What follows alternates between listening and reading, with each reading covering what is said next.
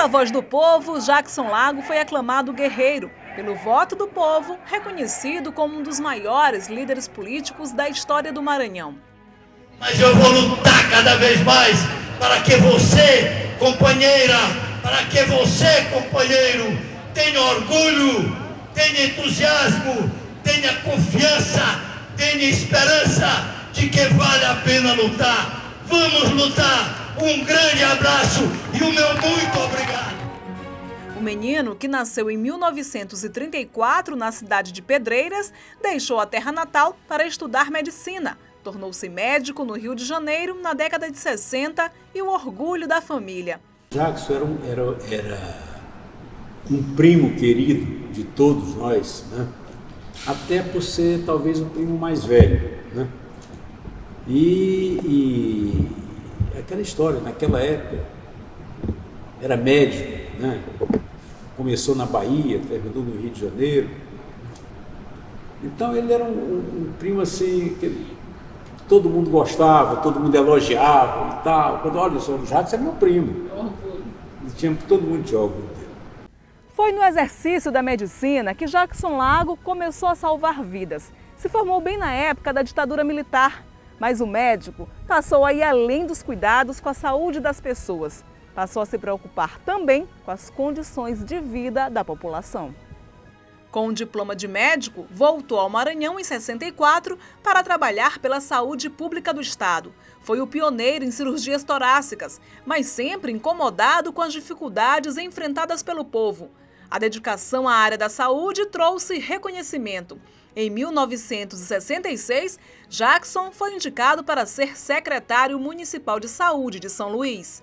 Em 74, Jackson Lago assumiu o primeiro cargo político por votação popular. Foi eleito deputado estadual, na época, pelo MDB. Mas 5 anos depois, foi a Portugal se encontrar com Leonel Brizola e com outros exilados e trabalhistas do Brasil. Lá, assinou a Carta de Lisboa. Voltando ao país, ajudou a fundar o PDT, Partido Democrático Trabalhista, um marco na história política de Jackson Lago. Ele assinou essa carta que era a ideia dos trabalhistas Brizola, Neiva, Pasqualini e outros, refundarem o trabalhismo no Brasil. E aí o Gomeri da Costa e Silva, que era intelectual do governo militar, resolve tomar o PTB do Brizola e entregar para Ivete Vargas. Com isso, então, os trabalhistas tiveram a decisão de fundar o PDT, o Partido Democrático Trabalhista. E com essa ideia, o Jackson vem para o Maranhão e com outros companheiros daqui, ele então funda o PDT. Na verdade, então, o Jackson é o fundador do nosso Partido do Maranhão. E nós saímos pelo interior do Maranhão organizando o partido. Primeiro, chamando as pessoas, era uma dificuldade.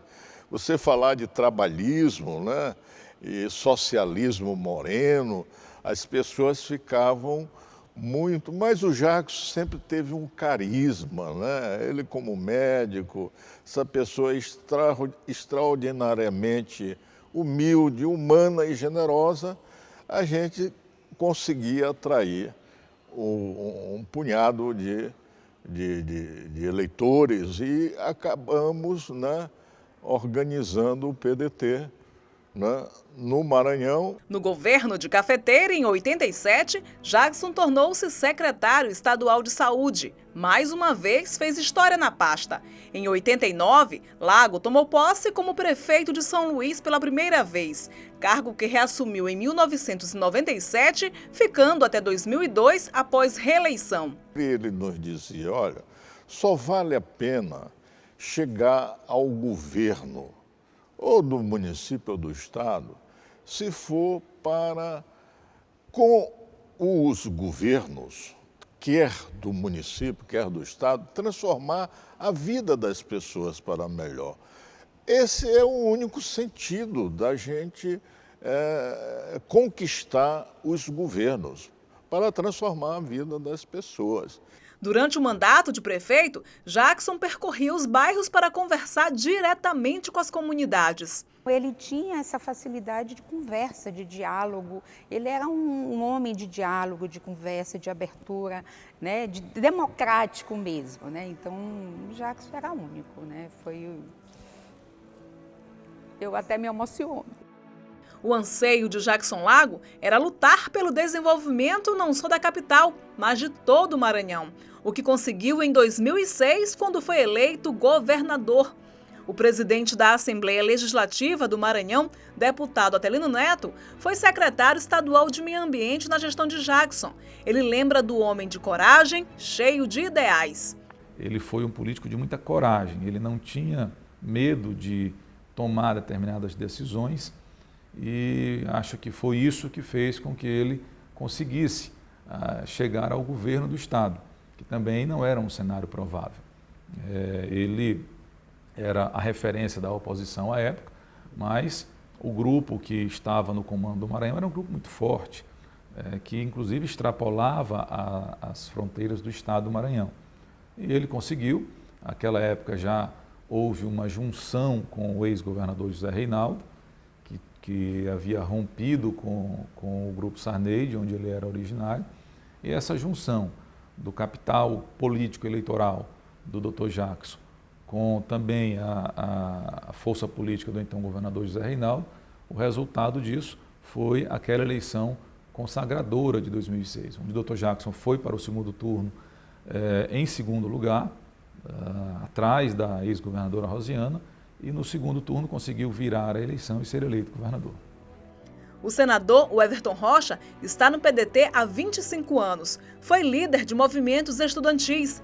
Desde a juventude, acompanhou de perto Jackson Lago e teve a oportunidade de testemunhar a sua trajetória política, atuando com ele na gestão municipal e estadual. O Jackson é um legado, primeiro, de retidão. Era um cara sério, reto, respeitador. O Jackson é uma pessoa que pensava no próximo, vivia para as pessoas. Ele se dedicava às causas das pessoas, dos mais pobres, dos mais humildes.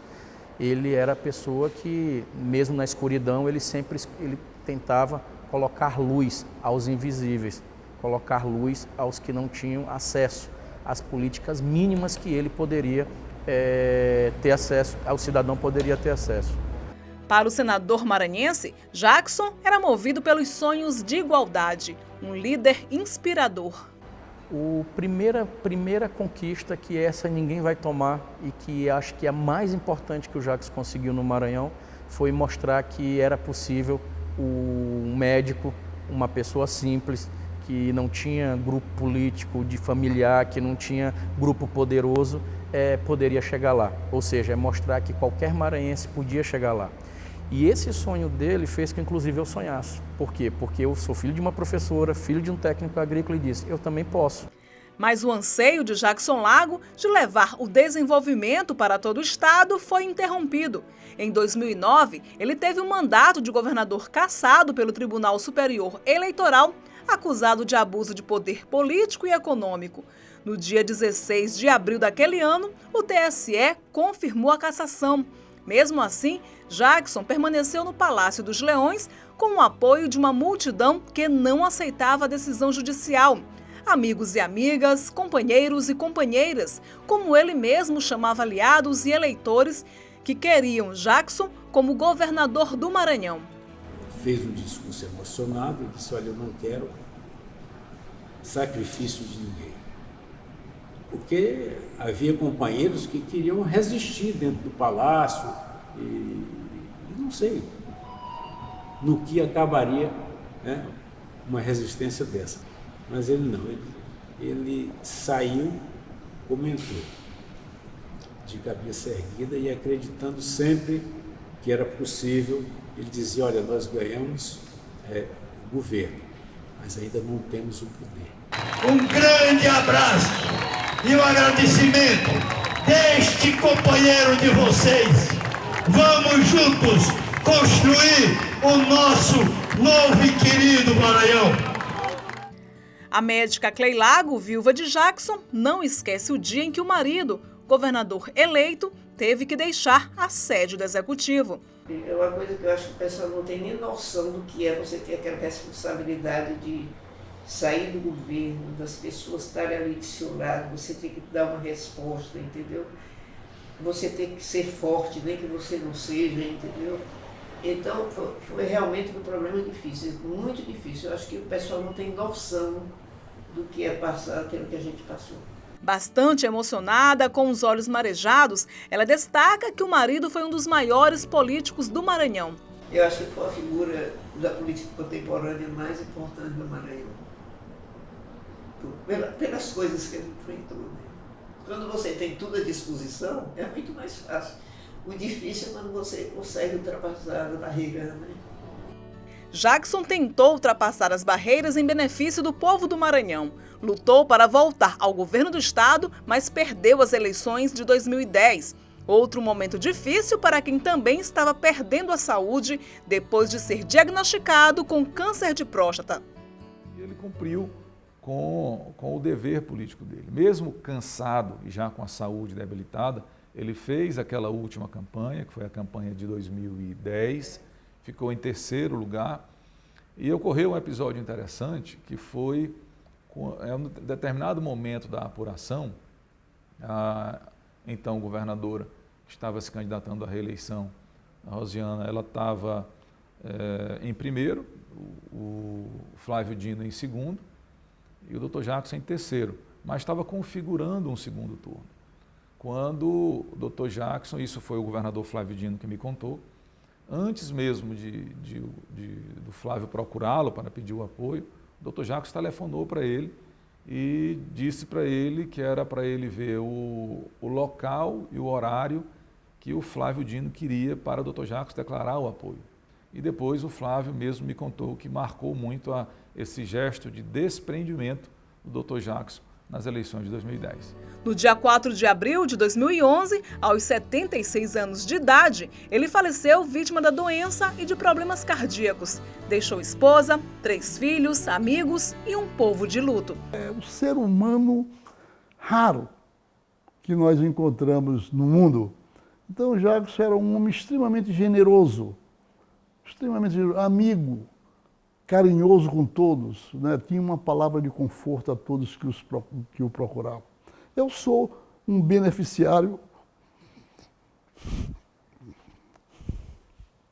dessa convivência e dessa amizade. E ainda hoje tenho muita saudade deste amigo que fez muito pelo Brasil e muito pelo Maranhão.